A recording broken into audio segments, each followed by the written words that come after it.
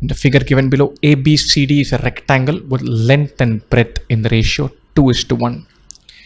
EFGH are the midpoints of the sides of the rectangle. And so the perimeter of the rectangle is 36 centimeters. Brilliant. The ratio 2:1. So let's say this is 2x. This is x. 2x plus x plus 2x plus x. That's the perimeter of the rectangle. That is 36 centimeters. First, let's find x. So 3x plus 5x. 6x is 36 centimeters. Or x is 6 centimeters. Find the area of the shaded portion. That's what we need to find out. Area of the shaded portion. To start with, let's mark out whatever we know. The x is 6. This is 3. This is 3. 6. 6. 3. 3. 6. 6.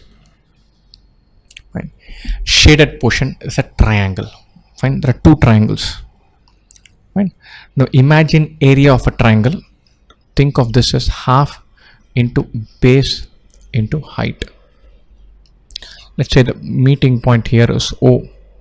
For triangle OFB, take OF to be the base.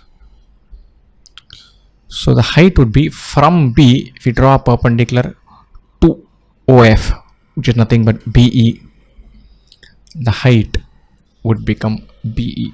Remember, the height need not be inside the triangle.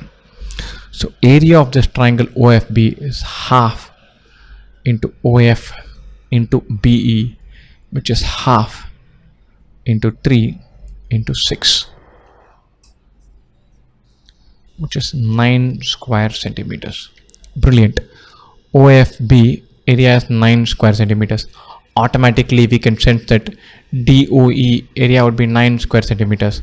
So the total area of shaded region would be 9 plus 9, 18 square centimeters. Once you know the perimeter, you know the sides.